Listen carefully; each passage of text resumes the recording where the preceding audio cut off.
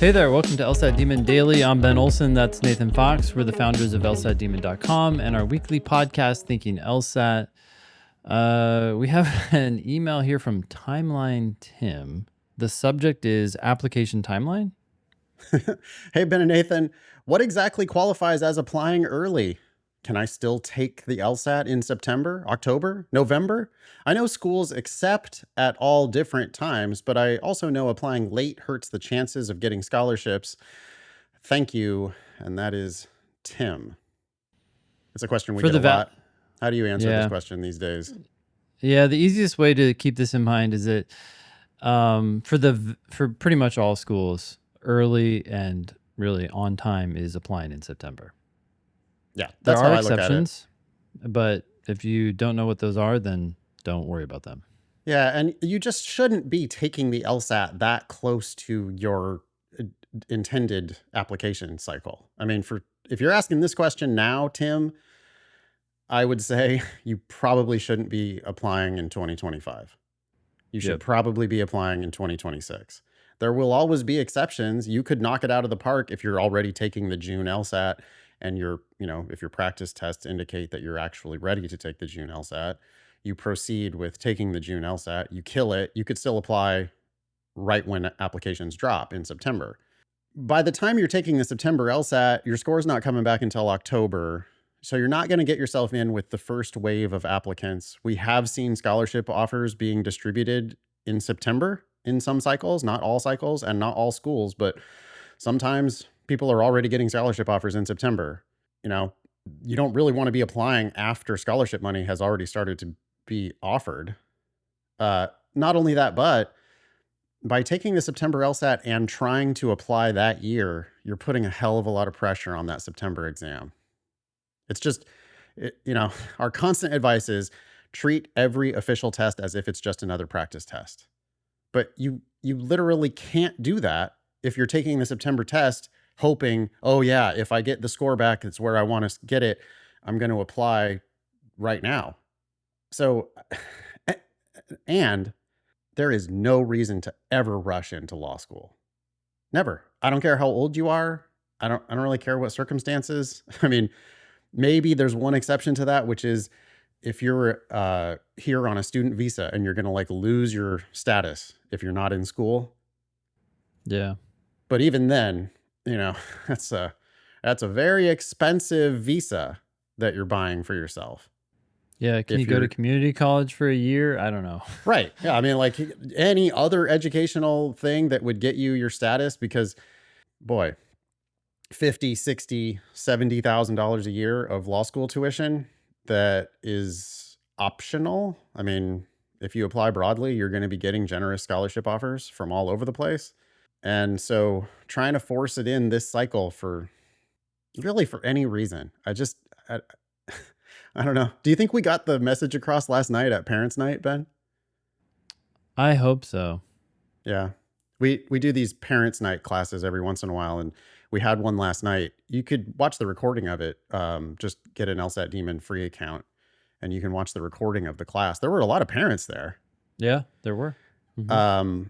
And we, sometimes parents are like the ones that are forcing kids to rush their timeline.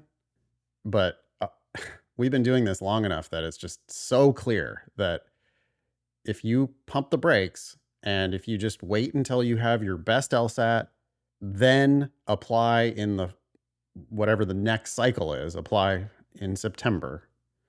And if you apply broadly with your best LSAT on record, good things happen. So I don't know. I hope we saved some souls in our class last night. Yeah. Yeah, likewise.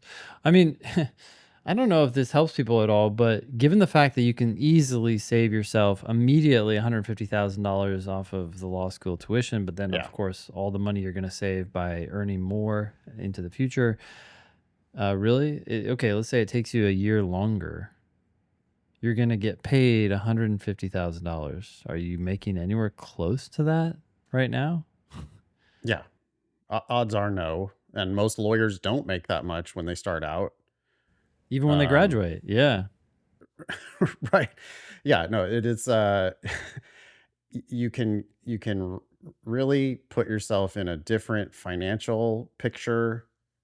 Also, not to mention, you end up going to a better school, doing better at that school, launching yourself on an entirely different trajectory. Mm-hmm. If you just slow down. It's the biggest mistake people make, I think, because it causes like a cascade failure of other mistakes. Yep. If you decide in advance that you have to apply this year, then all manner of mistakes pop up. You start taking the LSAT before you're really fully prepared. You start putting too much pressure on the official attempts that you do take. Maybe you don't give yourself room to have a backup and a backup and another backup. You end up inflating the anxiety bubble on every official attempt. Those attempts don't go well. It gets worse and worse and worse. Next thing you know, you're applying late and taking a shitty offer at some school that you could have done better than. Yeah, absolutely. Well, it's funny. I when you said that, like, if someone puts in this arbitrary deadline, oh, I've got to go to school this fall or next fall and apply this fall. Like you said, they take the test prematurely, but then that also it trickles down all the way to the individual question, right? Because Yeah. now not only are you rushing this whole preparation process, you're also rushing on tests and on Oh, yeah. sections and then on individual questions because you feel this immense pressure to Yep. get through a certain number of questions. Oh, I got to do this by June. It's like, what? Yeah. I have to It, have a 170, which means I have to finish the sections, which by the way, it doesn't, but that's what people think. yeah. And I have to do it right now. So I just have to force myself to race through it. And it's like, yeah, I mean, good luck. Those results aren't going to be what you want them to be. All you're going to do is waste $248 per attempt and waste your 5 official attempts Mm-hmm. and not get a score on record that is going to get you into the school you want to go to at the price you want to pay. Yep. Back to Tim, just stop forcing it. Yeah. You should take the test when you're happy with your practice test scores, Yep. not before. Mm-hmm. When you're happy with your practice test scores, register for the next official test. Plan on taking not just that test, but the one after that and the one after that, and maybe up to 5 times if you need to get the best score that you can officially on record, because only the highest score is going to count for United States law schools and pretty much all schools in Canada as well. I think there's like one school that averages. Mm. So your high score is the one that matters. Your competitors are taking it multiple times. You just got to slow way down. And once you have your best score on record, then look at the calendar. Is it September? No? Okay. Wait till September. Mm-hmm. Look at the calendar. Is it September? Okay. I'm going to apply now. Yep. Anything more for Tim? No, keep us posted. Email daily@lsatdemon.com if you would like to ask us a question or share some LSAT or law school admissions news. Thanks for listening.